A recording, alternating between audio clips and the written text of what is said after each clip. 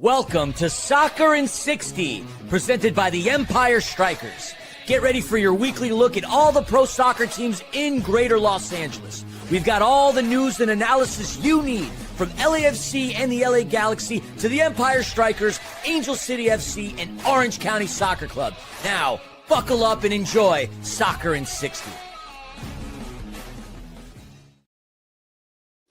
Thursday is in effect, and it's time for another edition of Soccer in 60. Shout out Bruce Buffer. We are your favorite Footy Fix Friday Eve podcast, whether you knew it before or not. Now you do. You've been put on blast and on notice. My name is Christian Philemon, better known as Philly, and if my eyes don't deceive me, it looks like we've got a scarf on today. That's right, folks. One half of the globally popular LAFC podcast, Defenders of the Bank. I happen to be the other half. I give you JR the Scarf Liebert.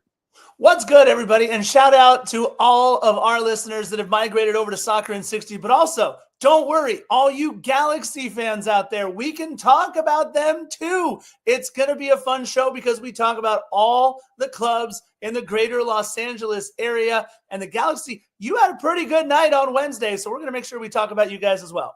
Yeah, of course, we're going to talk about the Empire Strykers, or we're going to talk to Marco Fabián. Tim Kolatz and I got to do a great interview with Marco. We're going to bring on Nina Kiefer for the Angel City FC segment. And we got Timmy K back on to discuss Orange County Soccer Club shellacking, you like those alliterations, against the Oakland Roots. But before we do that, I think it is time. Well, before that, we're not an LAFC-centered podcast today. Yes, we're two podcasters, Scarf and I, that are credentialed by LAFC. We get a ton of incredible access.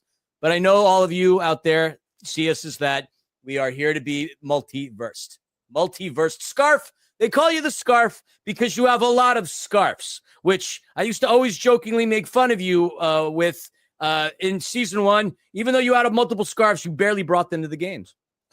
Yeah, look, sometimes I forget to bring my scarf because I also sweat a lot. So a scarf on the back of my neck, not the best thing, especially in 78-degree weather, but it was all about raising money for Kick Childhood Cancer. Yeah, and things that will make you sweat is scarves for sure. Anyway, let's talk about LAFC, but beforehand, Omnitrans. Yeah, heading to the game, hop aboard Omnitrans for a seamless journey to Toyota Arena. Simply download the Transit app to catch your bus and enjoy a stress-free trip to cheer on the Strikers.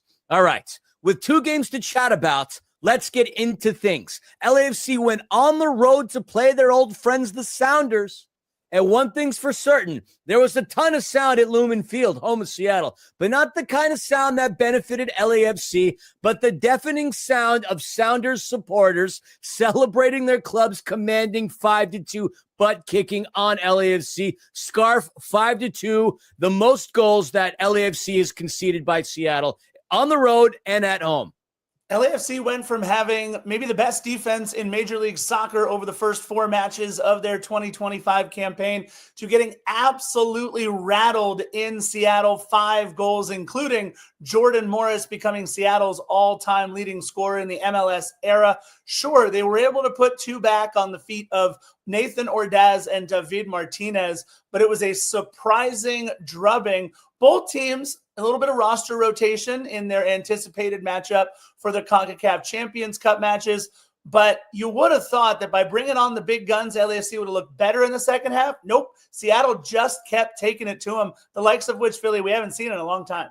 No, and you mentioned the goals that we saw from Nathan Ordaz and David Martinez were stellar goals. And, of course, Seattle couldn't just let us have a moment of joy because LAFC killer from back in the days of Real Salt Lake, Albert Rusnak, had to get one in the 90th +4 minute. Awful game. LAFC only had 4 shots on target, which is very uncharacteristic for a team as highly talented as LAFC. Look, it was Seattle's night. And luckily for them, and not so much luckily for Cruz Azul, Seattle pretty much gave LAFC all they wanted to because they got CONCACAF. They lost to Cruz Azul by a whopping 4-1. So bad result. Goldfish result anyway for LAFC. Forgotten. All that Seattle could do is lose, and well, that was fine by me. Look, they left it all out on the pitch against us, that's for sure. I mean, Georgie Manungu, part of the N1 soccer team at the end of that last match, because he was doing all kinds of fun stuff out there. And look, we got exposed a little bit, and we have to continue to ask the question about about LAFC's number 9, Olivier Giroud. I mean, it's still ineffective performance after ineffective performance, and we saw it again over 90 minutes. So the questions will remain, but luckily, heading into our next match, the questions would be answered by a very unlikely source late in the match.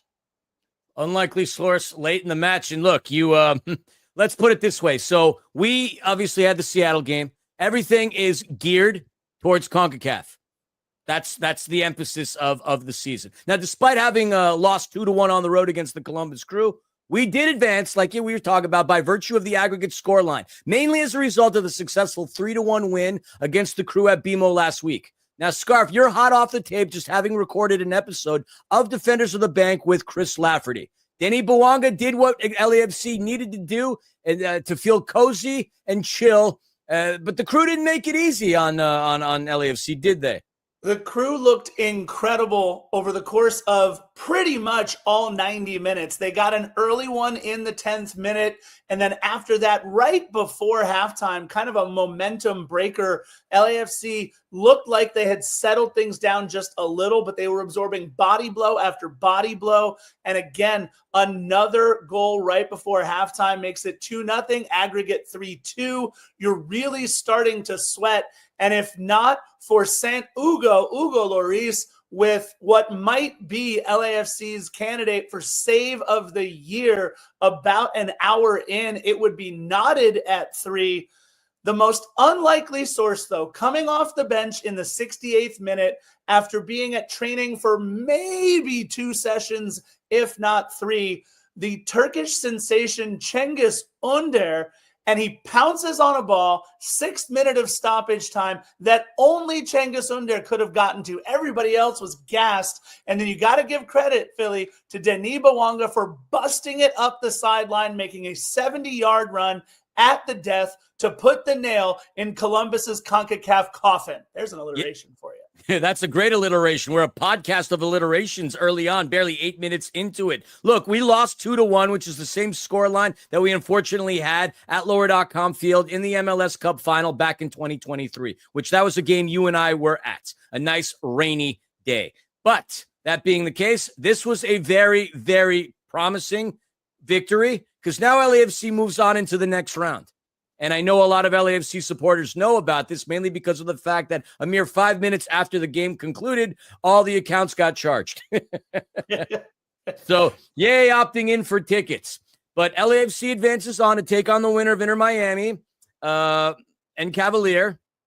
And let's not kid ourselves, it's not a done deal yet. 2-0 isn't an aggregate lead that is very tough to come up with. So, still a very strong possibility for an upset to occur. Okay, maybe not. Inter Miami is going to go forward, and we're going to end up playing against Inter Fort Lauderdale. So that's going to be the case there. But at the time of this recording, that game has not occurred. Now, LAFC has another short turnaround, Scarf. They host Austin on Saturday at BMO with kickoff being set for 12:45. An odd and early time. Now, the boys from the Texas Capitol. Oh, you had something? What's up? No, go right ahead.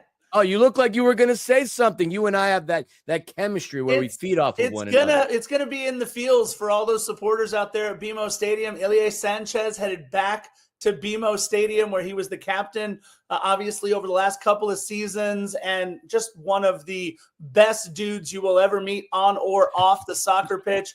So everybody's going to be in their feels at BMO when they see Ilie take the pitch in the verde rather than the black and gold. But LAFC have a lot to do to circle the wagons. We're talking about 7-3 on aggregate, losing their last 2 matches. It's not so much the 3 that I would be concerned about, but it's that 7, giving up 5 and then giving up 2 to Columbus. Look, those 5 goals, not a product of anything other than Steve Cherundolo not having the roster he wanted out there after the injury to Marlon. But if LAFC continues to give up goals the way that they have, all of a sudden you go from the best defense in MLS to a real problem on that back line. results are going to happen that don't fall in favor of LAFC. No team is going to go undefeated, but the next team that they're going to go up against, the boys from the capital of Texas, are 1-2-0 on the season. You want to talk about a team struggling for goals? It's Austin, as they've only gotten 1 goal in 3 games. But granted, they've only conceded 2 in the same amount of time. This is a team currently in 10th place, and if we're going to rely on the MLS pundits, the pundits have Austin finishing anywhere from 14th place. Thank you, Bradley Wright Phillips. All the way to 4th place as per Dax McCarty. But this is a team that really revamped themselves offensively. They brought in Brandon Vasquez, $10 million from Monterrey. We already alluded to Ilie Sanchez coming back. You got the Albanian sensation, Uzuni, coming in. These are guys that were brought in to score goals, but they've struggled to score goals. Is it mainly because they don't have the proper midfielder to facilitate the cause? Everybody at LAFC loved Ilie Sanchez, but can he be the one to break through and end these scoreless droughts for Austin? Because a team that brought in these players and spent that much money should not have 1 goal over the course of 3 games.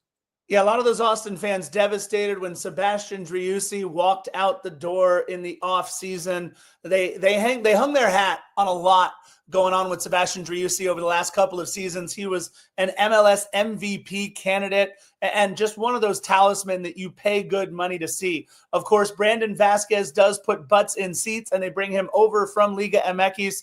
And I know everybody is going to be excited to watch him play.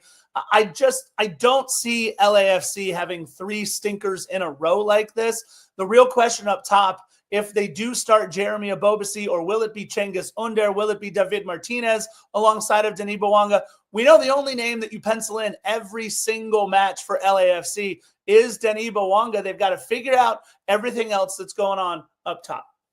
Absolutely. It'll be an interesting one nonetheless. 12:45 is the start. Should be a good one. You said it. It's going to be an emotional day for LAFC supporters as Ilie Sanchez comes back into the fold. Let's give a score prediction. Let's keep the receipt and see what happens next week. I'm calling 2-0 LAFC. What do you think, Scarf? You know, if you didn't say it first, I was going to. I absolutely think it'll be 2-0 as well. I think LAFC is going to do what they can to circle the wagons. They need to figure out some things defensively on that back line with no Marlon, because he'll be out for a little bit with a hamstring injury. Ryan Hollingshead, Eddie Segura really need to step it up.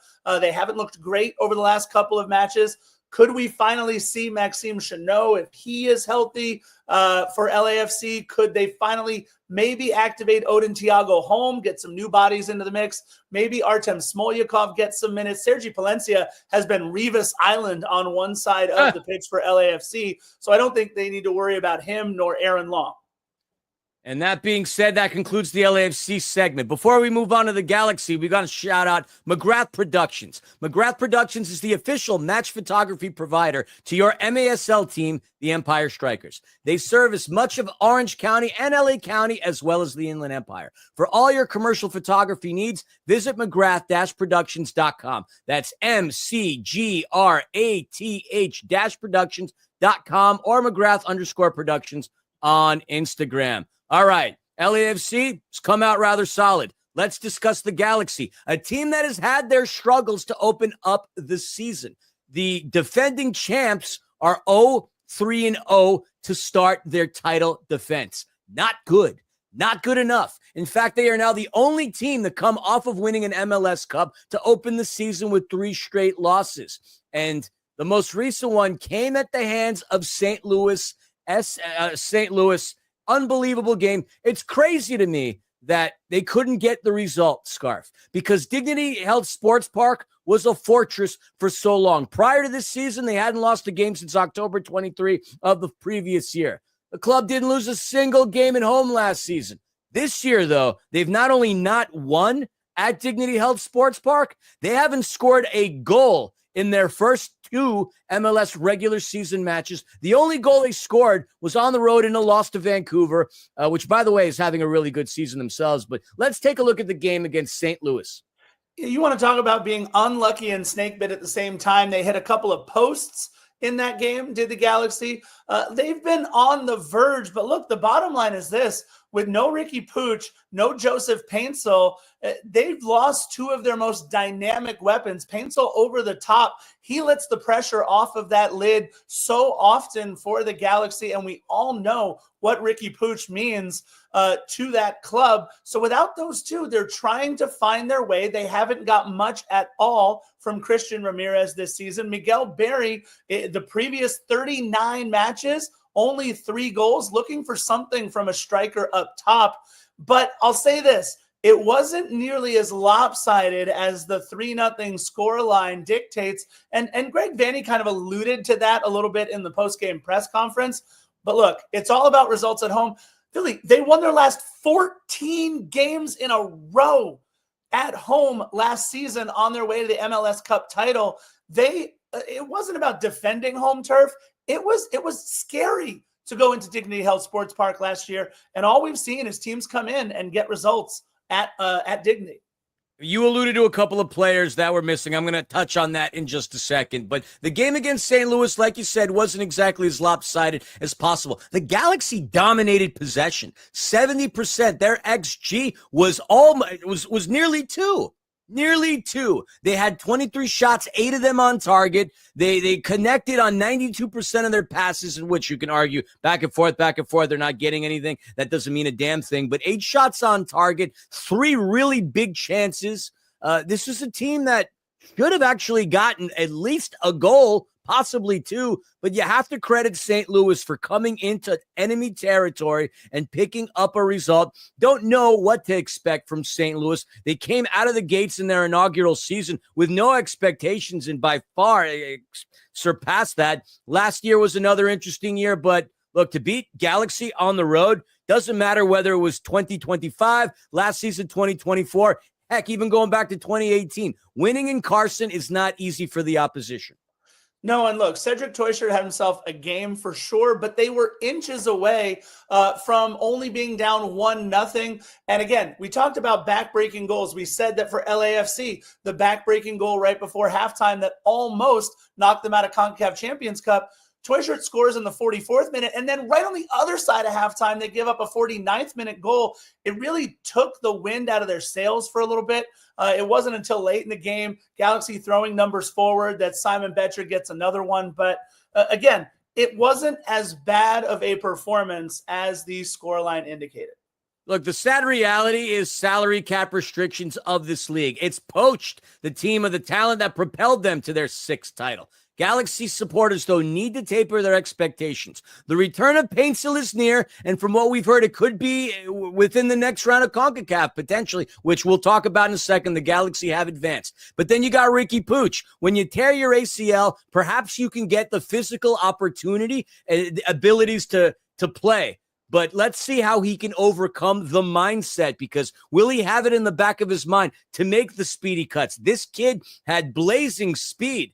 Will he be the same player? So I do have to say, taper your expectations. They also just need to be able to not only get healed, which they're obviously working on, get shape, which they're working on. The chemistry with the roster it's something that needs to come into place. Now, after the Galaxy lost an embarrassing 1-0 loss on the road against Costa Rican side, Club Sport Herediano, they come into Carson just yesterday on Wednesday with revenge, and were finally able to thread through the net. Not just once, but multiple times. A commanding 4-1 win at home. This is the type of performance that everybody has come to expect from this club. If you are a Galaxy supporter, what ill did you want cured going into this match? Because they hit on almost every single one of them. No goals scored at home so far in 2025. How about hanging 4? And this wasn't by all of the stars. In fact, who scored the goals was almost as important. You have Julian Aude kicking off the scoring, a guy who had lost his starting job to John Nelson, who was really looking to find his way back, even from an injury that happened last year. You have Miguel Berry, who, like we mentioned in his previous 39 matches, had only netted 3 goals for the Galaxy at striker. They needed more out of him. They got more out of him. Oh, by the way, Gabriel Peck is still very, very very good, and a player who everybody should buy tickets to go see, because I do not believe he'll be in MLS much longer. And a guy who gave them nothing over his first 4 matches in the Herbalife kit would be Christian Ramirez. They got nothing from him, and he's the one that scores the 4th goal. There were positives all around in this match for the Galaxy, and it is absolutely a huge result for them moving forward. So if you look at some of the Galaxy's losses, you have to obviously question the defense, which in the past was a problem, not so much last season. We had John Nelson on last season, and he kind of torched the idea that the Galaxy's defense was a problem. But is there a coincidence? And I'm not just saying this because he was a former member of LAFC, but John McCarthy gets the start. Do you think he's just a different person, a veteran, a man with championship experience, a man who's been tested under fire? I mean, look, he only had 2 saves. I get it. He did concede 1. But are the Galaxy a better team with McCarthy in between the sticks? See, I don't think it's all John McCarthy. I think it's the people in front of him. And you look at Mickey Yamane, who's been out for quite a while. But can we talk about the performances really quickly of 3 guys who, if Galaxy supporters look up and down this roster, this is not the roster that you are used to. A 17-year-old Harbor Miller who is playing just his 3rd match professionally for the club. Tucker Lepley, who has looked great, who I think we're going to talk about a little bit more when we get to the best 11. How about just 55 minutes played in his career before this one? And Isaiah Parente, 2 big assists against Herediano. You're getting production from guys who don't normally give you production. And this was a huge result. They're getting Mickey Yamane back. They're getting Joseph Paintsel back soon. And that's going to clear up a lot of things in front of John McCarthy as well. But yes, you're absolutely right. First one of the season goes under the column of John McCarthy, not the other 2 keepers that they've got on the roster.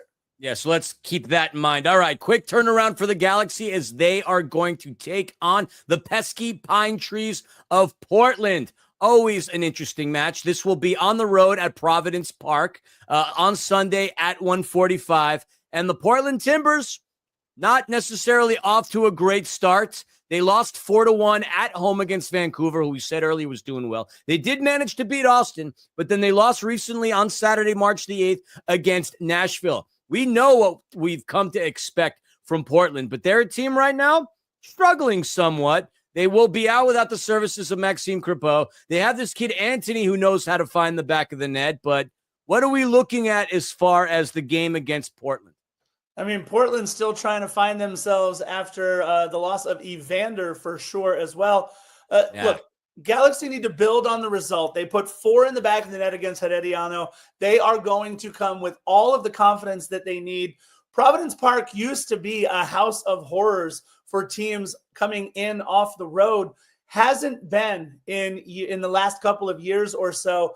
I think Galaxy are going to keep the train rolling. This is not a good Portland team right now. They're finding themselves on the back line. I think that the Galaxy will be just fine. Currently in 12th place, and so that concludes everything as far as the Galaxy is concerned. All right, before we move on to the Empire Strikers, Soccer in 60 is brought to you by National Core, one of the nation's largest nonprofit affordable housing developers and proud sponsor of your MASL team, the Empire Strykers. At National Core, they believe that soccer has the power to transform lives just like they do. They believe in building strong communities on and off the field.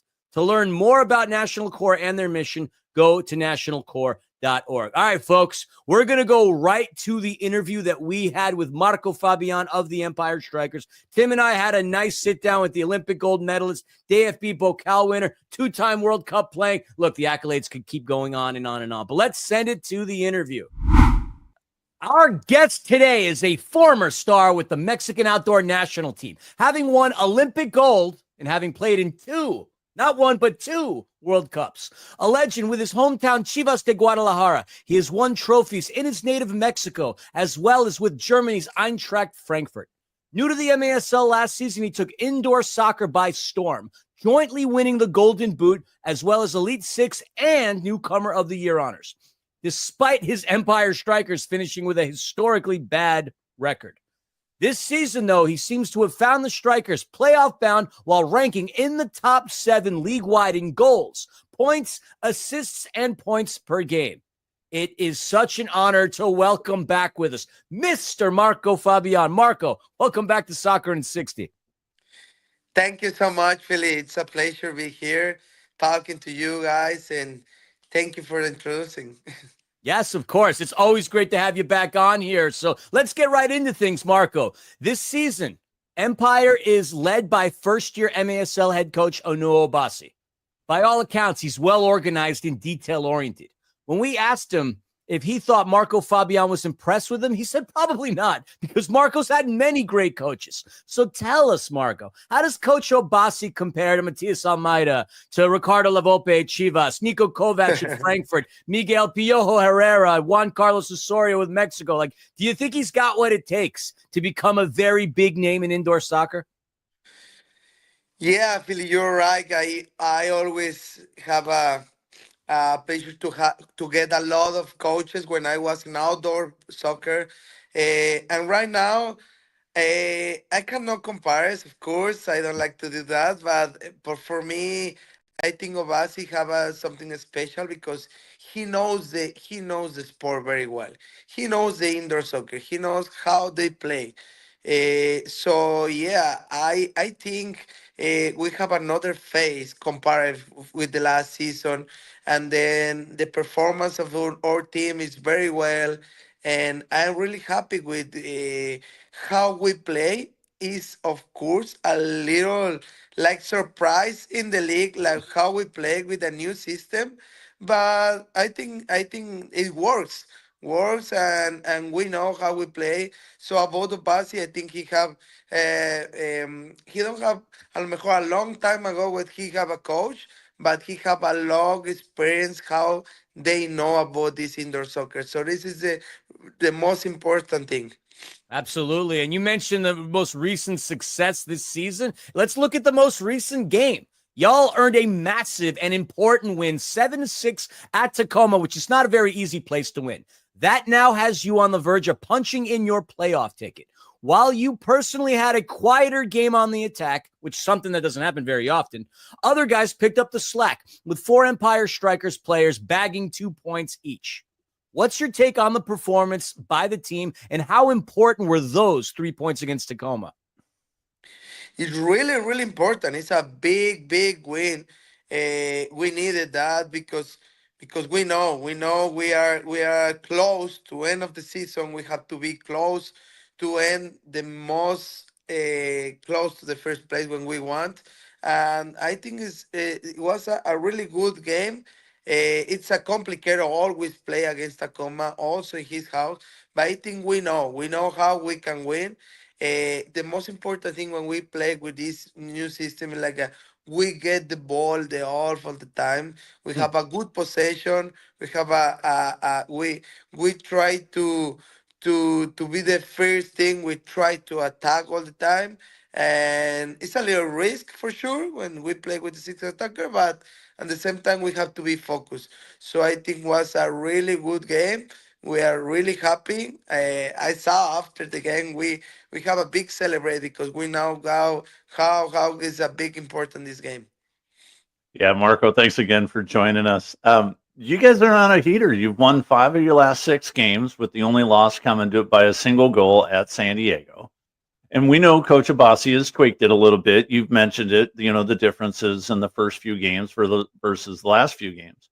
And now it seems a lot more strategic. Can you talk a little bit more about the adjustments that the guys have made, and how confident does the team feel heading into the final 3 games of the season? Yeah, yeah. You say something really important, no? Like the confidence we have, the some young players, also the old players, how the confidence we get in the last games. We know, we have a really close game against San Diego, just to have opportunity to beat them. Um, Unfortunately, we lost on the we have a chance to score in the last seconds. We didn't score, but I think we can beat this team. I think we have a really good game, and we know how we can play against them. We have another 2 games against San Diego, and we have one against Dallas.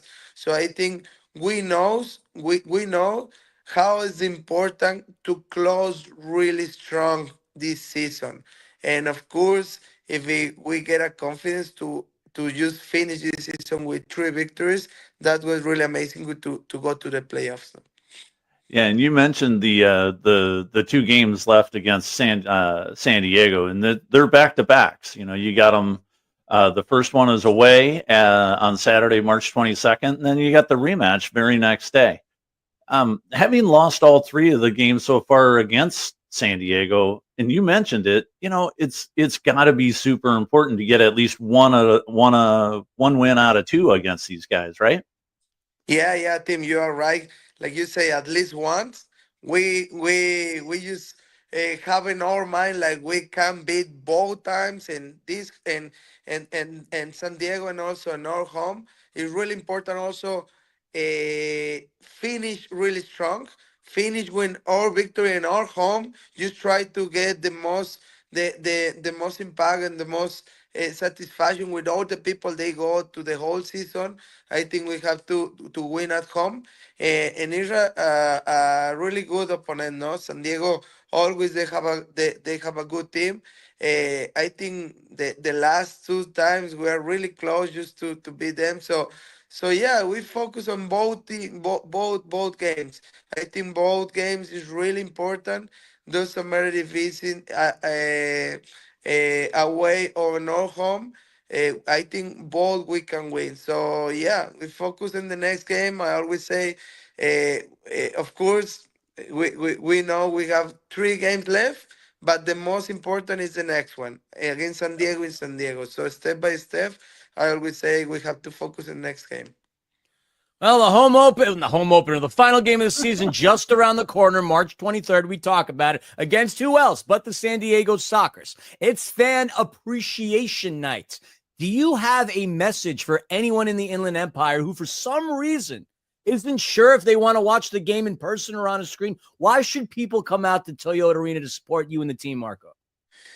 Wow, yeah, I have 1,000 things to say, but the most important is the last game of the season. I think I hope we have another one in the playoffs after to play playoffs in San Diego. Maybe if we be advanced, we get a game home there. But I think it's the last home a game in our season, and it's a really important game. It's a derby game against San Diego, and then at the same time, I think we have to finish strong. We need the people to go to support us. It's really important for us, and then at the same time, the whole season we have a really have fun in our home. We have a really last game. I'm really happy to see more people to go. So always is really nice to see a new people to go to the Toyota Arena. So I promise we get everything for our performance to try to win. So I hope we can see a lot of people in the last game. I think it's very important to say that March 23rd is the last home game of the regular season, because if the Strikers make it to the finals, there could potentially be a home game there. I know we don't want to get too ahead of ourselves, but what would it mean to win an MASL championship with the Strikers after only a total of 3 wins last season? Yeah, it really significant enough for me. I always say when I arrive to MASL, I am a winner. I don't like to lose. I don't like to lose in anything. So I just want to arrive to MASL, and I have my dream, and I have to achieve. I just put away like what I did already in the outdoor soccer, but I wanna make my own history in MASL, and my own history is like I wanna be a championship. So yeah, last season was like a little bit on the past. Is when I just try my best. Of course, it's not a good season with our team, but this season is better. I think we have a good team. We have a good performance, and we are close to the playoffs. So we try to fight to get into the finals, and then for sure the achieve is to have a championship. Yeah, perfect. So Marco, hey, thanks again for joining us. And we got one last question for you. And Yeah. you played in 2 World Cups with El Tri and won Olympic gold medals, and you've gotten Olympic goals and things like that, as well as domestic trophies in Mexico and Germany with Eintracht Frankfurt. Of course, you've scored many incredible goals just about everywhere you've played, right? Do you have something like a top 3 of your favorite moments for your career, or maybe the best ones yet to come? Yeah, thank you. And it really, I always say thanks a lot for my whole career, and I am proud to just represent my country in these times.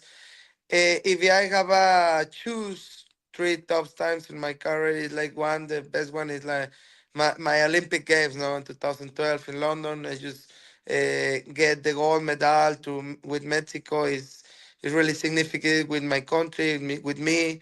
And then the second one is like be a champions in Germany, like a Mexican just go to start a new, like born a new country, and you have like I want to say like a legend there, because Eintracht at this moment was like a long time ago where they didn't be champions, and just be part of this team is really, really nice. It's like the people from, yeah, you're right. The people from Germany, yeah, they they know what all costs to be a champion. So I think this is my second one.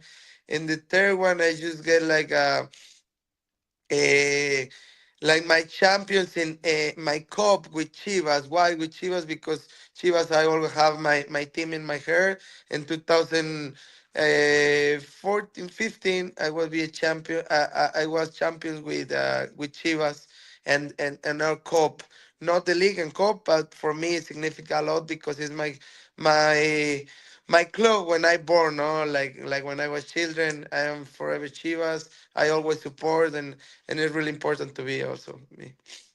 All great moments, so many of them in your life. The one that registers to me is that goal you had against Dortmund. But we could talk for hours about that. But Marco, we've already taken up enough of your time.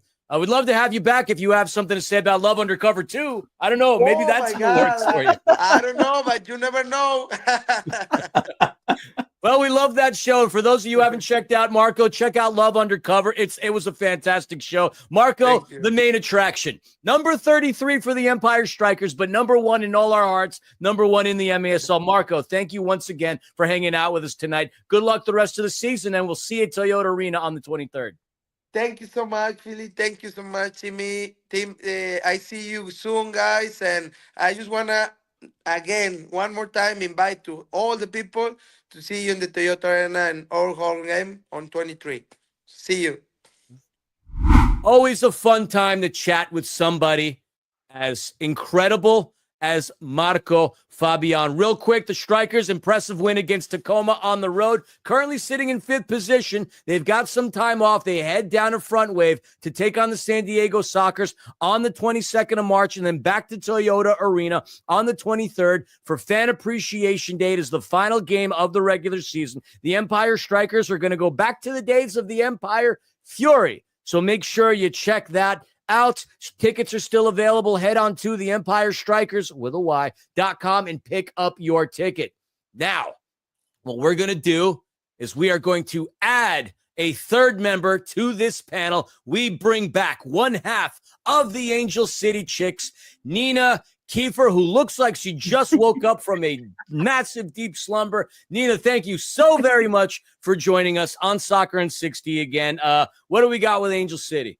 Wow, thanks for the huge compliment there. Looks like she just you would do the same darn thing for me too. My sister from another mister can dish it, but not take it when it gets dished to her. Oh, come on. I'm just saying. Is that the way you talk to me on the week of the start of Angel City and Women's Empowerment Day? All right, yeah, fair enough. Look, you can clown me all you want. The stage is yours. All right, let's talk Angel City, boys. So right before the launch of the new season, Angel City had to dive in, two-hand save, and bring in another signing. We have a roster relief contract coming via Brianna Norris, who signed as a goalkeeper through June 30th, 2025. Norris has been training and competing with the club since she was named to the preseason roster as a trialist. And for those of you who don't know, a roster relief contract is a short-term contract that covers player injuries or replacements for national team duty, and it usually has a minimum duration of a month and usually just covers the player while they're out. So we don't expect to see her long-term. Maybe she'll stick on as a trialist. But with that, I kind of want to run down Angel City's entire roster before we get into this preview for the match on the 16th. So in goal, Angelina Anderson, as I mentioned, Brianna Norris coming in for a little bit, and Hannah Stombaugh.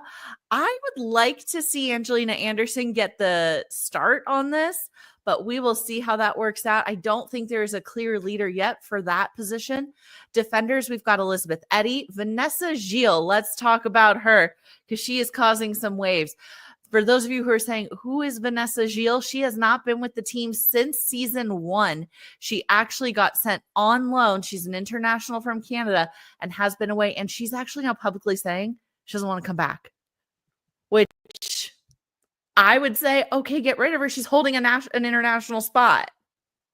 Look, it's the state of relations right now. We get a little political here on this one because the reason why she doesn't want to come back, she's Canadian and doesn't feel like she's got a place here to play in the United States. She's on the Canadian women's national team, El Maple Tree, as I like to call it, and she is an incredible defender for that club. There's a reason why she's been overseas. Other teams want her. It's just that her loan is now up, and they're looking to find a spot for Vanessa Gilles, but it does create a little bit of awkwardness, this national tension. I mean, just today, right? We got more tariffs, more everything going on. Doesn't matter which way you lean, but she's got some Canadian pride, and she's saying she doesn't want to play down here if it means putting on an Angel City uniform. I mean, in all fairness, it's not such a bad gig to be playing in France. Just saying. I mean, that's not a bad place to be whatsoever. And with her being Canadian, who knows? Maybe she's proficient enough in French to have really appreciated that time. But either way, jokes aside, coming back to a team that you've already voiced an opinion on that you don't want to come back to to Angel City, that's a problem. That's immediately going to create resentment in the locker room. And this is a team that's still looking to find a new identity, run a new exact system. This will be interesting. I'm surprised that her PR people would allow her to say something like that. I get it. You're entitled to speak your opinion, but until a deal is done, keep the peace. Yeah, because with that, I mean, Angel City could dump her for pennies. That decreases her value because they don't want somebody like that coming in. Anyways, also defenders, Sarah Gordon, Hannah Johnson, Savi King, Miyabi Moriah, who's an international from Japan, Megan Reed, Allie Riley, who's unfortunately out with season-ending injury, listed still. They have to wait for the first game to clear her of that from all of our Kristen Press drama from last season. Giselle Thompson, Emma Vignola, round out our defenders. And then midfielders, June Endo, who's also an international from Japan, Kennedy Fuller, Madison Hammond, Macy Hodge, Alana Kennedy, international from Australia, Lily Nabet, and Katie Zalem, international from England. The forwards, the goal scorers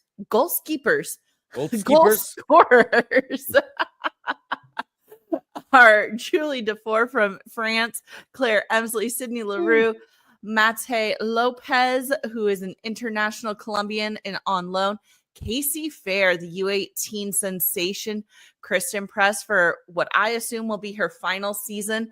Alyssa Thompson returns along with Riley Tieran. So with that, I think this is a really strong lineup that we have here. But speaking of lineups, let's look ahead to March 16th. We're going to be welcoming back San Diego Wave. And with that, it's a new Wave team.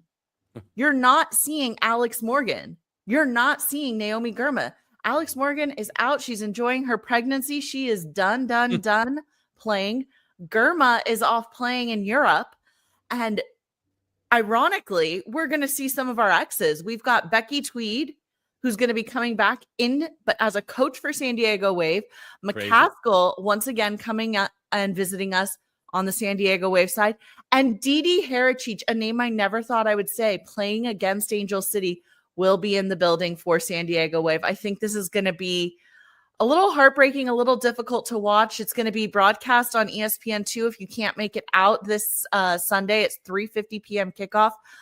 I'm interested to see how Angel City ends up playing this one because we haven't seen this compilation and we know that they've been going through some changes in terms of coaching. Still no permanent coach and not one expected for a couple months. But I don't expect them to stray too far from like a classic 4-4-2 style. What do you boys think?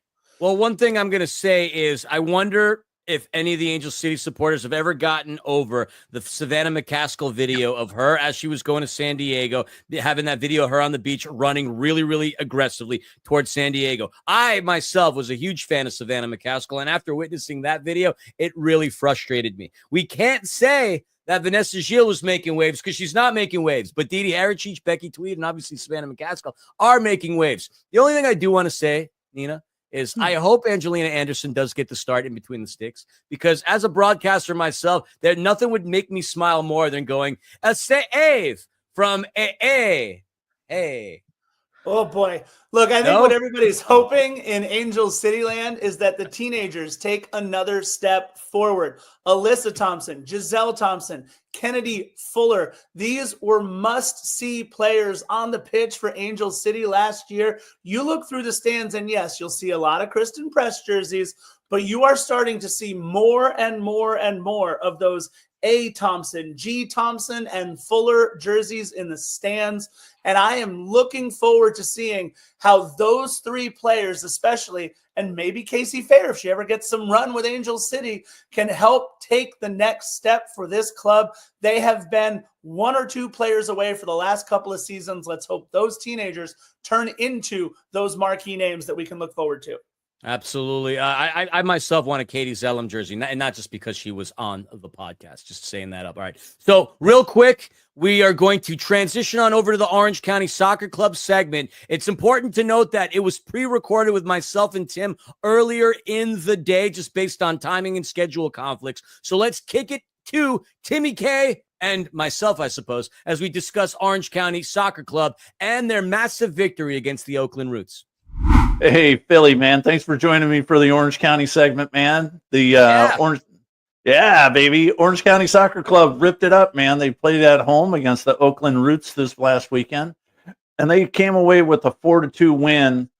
And one of the best scenes of the night, Philly, was a great set piece goal by Nico Ben Alcazar. Nico Ben Alcazar takes this great set piece, puts it into the top left corner, over the wall, past the goalkeeper. And one of the great sellies of the night was Coach Danny Stone got into the sellies along with Nico and the entire rest of the team, and they went over and were hugging Nico's parents. It was really, really cool. And Philly, one of the great things that I really like about Coach Stone bringing to the team is the energy that he's got. It's a big carryover from last year. We saw him rip it into the playoffs with him as coach last year, Philly. And I'm just impressed with the way Coach Stone has really gelled these guys, especially within the first game this season. Oh, I mean, he came in just when there was a carousel of coaches going through Orange County, and whatever he did, flipped the switch, and we know how last season ended. They obviously made a nice run, made it to the postseason. A solid win against the Oakland Roots, but they still have their work cut out for them. I mean, putting up 4 goals on any team is really impressive, and it was a great win. But between how tough Sacramento is going to be, Colorado Springs, New Mexico, just to name a couple of teams, Orange County's got their work cut out for them. But, 4-2 drubbing of the Oakland Roots, certainly a strong way to start out the regular season. Yeah, it was great. And they had a great crowd on hand. 3/4 of the champ was full. Really a good time. And here's a fun tidbit for you. It's their first opening day win since 2017. So this is a big deal to get an opening game win. And here's what I'm really impressed also with, Philly, is Tristan Traeger and Nico Ben Alcazar. Fresh signings just within the past few weeks, both notching their first points in the orange and black. And this has got to be great for the management, for all the 1,000 owners that they have, is that you're making these really good signings and they're putting up points immediately. I mean, Ethan Zubak gets on the score sheet. And Colin Shuttler, you got to give it to the defense because Colin was only tested once and he made a nice, easy save on the one shot that he did see. I mean, just going back to last season, just what a year he had. I mean, you got to mix some of the older players, some new blood in here, and the offense looked great. I mean, 14 shots, 8 of them on target. They kept the vast majority of possession against the Oakland Roots. Their passing was crisp. They absolutely sliced and diced their way through Oakland. They got themselves a few set pieces. A little aggressive in a lot of ways in terms of the amount of offside they were called on, but very, very solid, stellar play. And I mean, as far as the pundits are concerned, this should be a team, at least based on what I'm looking at here. This should be a team that makes the playoffs yet again. Hopefully, like Coach Stone has them primed in a way that they can go out there and really cause some havoc. But again, like I can't help but be impressed. 4-2 is a really strong way to start the regular season. Yeah, for sure. And to get them against the Oakland Roots, who were a playoff team last season. So this is great. And then they're coming in this weekend to Lexington Sporting Club is coming in. Now, Lexington's a little different. Lexington comes off their own home opener win against Hartford by a score of 2-0. And what's interesting, Philly, is that Lexington has got a brand new stadium there in Kentucky that is just stunning. And this is their first year in the USL Championship. They played League One, they played USL 1 last season. So for them to make the jump and to come in and beat a quality team like Hartford in their first game out, that's pretty impressive by Lexington. And it's going to be a fun matchup this weekend. Oh, for sure. I mean, look, this wasn't a team that went all out aggressively and had a successful 2024 campaign. I mean, Lexington was what? 5-11-6 throughout the course of the regular season, 9th in USL League One. Now they make a jump to play bigger quality competitors.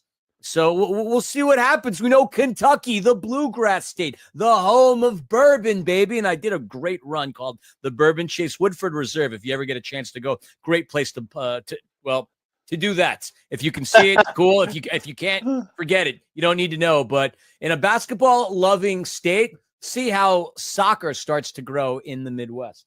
Yeah, and it's great. And this weekend, speak of tipping a frosty or two, it is Beer Fest night at the Champ. 7 o'clock, game time. The VIPs opens at 4 p.m., so you can just for a few extra bucks onto your ticket. The Beer Fest can be included for as low as $36, including all your fees. And you get to taste beers from over 20 different vendors, 40 different beers. I mean, they're pushing 50 most of the time, but it's definitely going to be well worth your while. So come check out the Orange County Soccer Club playing Lexington SC this Saturday night, 7 p.m. at the Champ. It's going to be a great time, Philly, and I'd love to see you there, but we can't get to this one together. We'll get to another one later on. Yeah, we absolutely have to. That is my commitment to you, to Coach Stone, and Orange County Soccer Club. We're going to make an appearance in the Champ. That is my word, my promise, and I'll buy a round of beers for anybody who says hi and recognizes it. Perfect. Great, Philly, and that wraps up Orange County Soccer Club. All right. Great segment. Orange County Soccer Club starting out strong. Danny Stone has really turned things around since he's been at the helm of Orange County Soccer Club. Impressive stuff. All right, JR. All right, Nina. At this point of the podcast, we've only got one thing left to discuss. Nina, this is your creation, so why don't you kick us in to the best 11? That's right. We got to look around the league. We got to look around our city and say who our best 11 were for the week. And, this one ended up being a pretty difficult, competitive list, I would say. It was one of our hardest to make, but let's run it down. In goal, Brandon Gomez for the Empire Strykers for his game against Tacoma. Defenders, Julian Aude, thank you. For his game with the Galaxy against Herediano. And Harbor Miller, also same match. Robert Palmer, Empire Strikers. Isaiah Parente for the captain slot, Galaxy versus Herediano. Gabriel Peck, Galaxy versus Herediano. Edwin Cirillo, Same matchup there. Justin Stinson, Empire Strykers at Tacoma.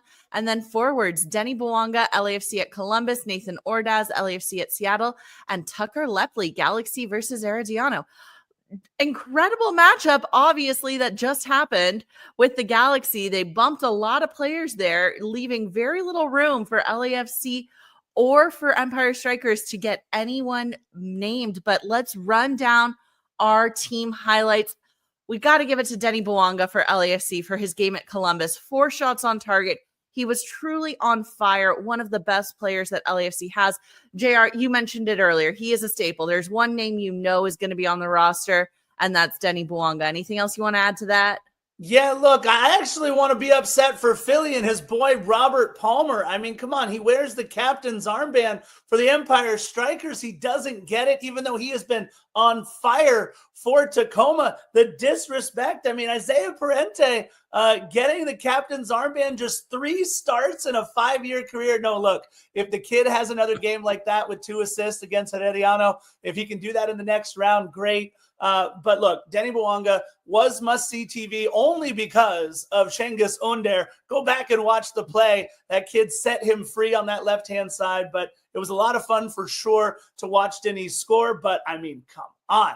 Absolutely love Robert Palmer, and he's killing it for the Empire Strykers. Yeah, Might as well say it. He's addicted to goals.